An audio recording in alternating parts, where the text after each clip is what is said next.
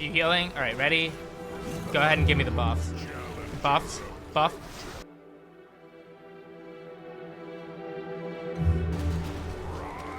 There we go. Okay, there, he's dead.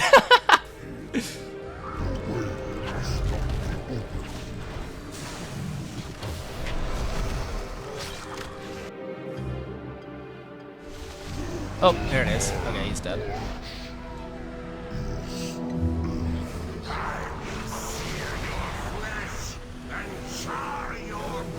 Yep.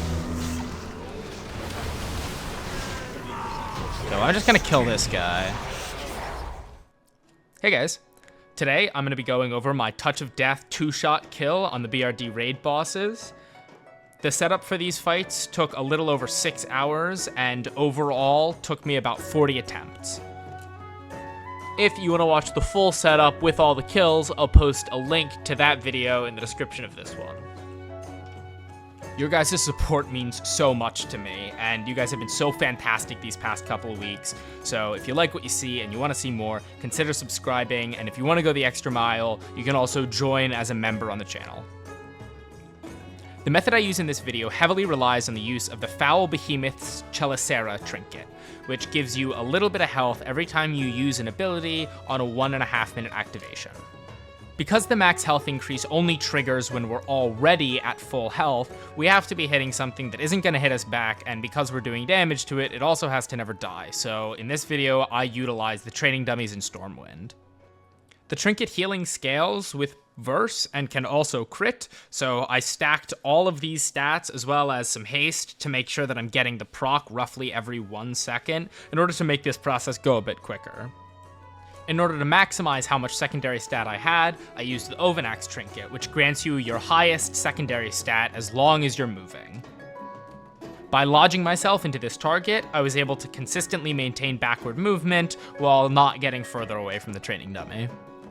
Additionally, thanks to this very helpful Wowhead comment, I learned that this healing also scales off of other healing increased effects. So I had 2 priests, who were definitely not me on different computers, helping me to get Guardian Spirit every 1 minute. However, very importantly, this trinket will drop its buff and turn into an absorb shield upon leaving combat. Because of this, we're not able to do this in Nuruar Palace because in order to get into the raid, we would need to accept a Warlock summon, which requires you to be out of combat. However, Blackrock Depths is an instance, which allows us to teleport in directly without dropping combat. Once we enter Blackrock Depths, we have roughly 2 seconds to re-enter combat or our health will turn into an absorb shield. And this was extremely tight timing, meaning any sort of lag, any sort of disconnect, any sort of long loading screen meant it was back to the start.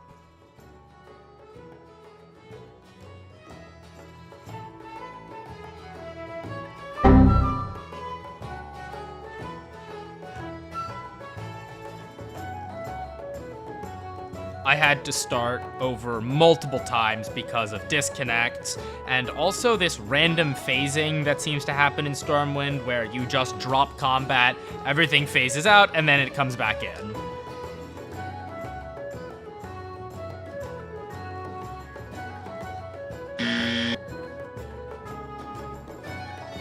No, what?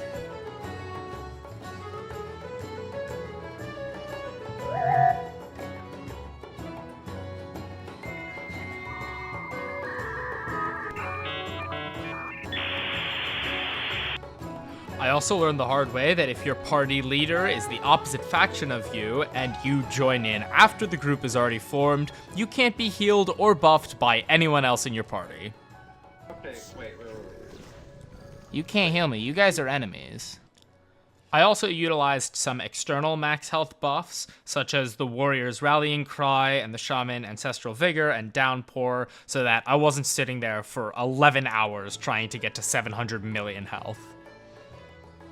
Despite having more max health than the boss that I was fighting, and despite the tooltip of Touch of Death saying that if you have more health and you press Touch of Death, it insta-kills them, it seems to be capped at 536 million damage for some unknown reason, so instead of being a one-shot like it should have been, I had to use Touch of Death twice, but so be it.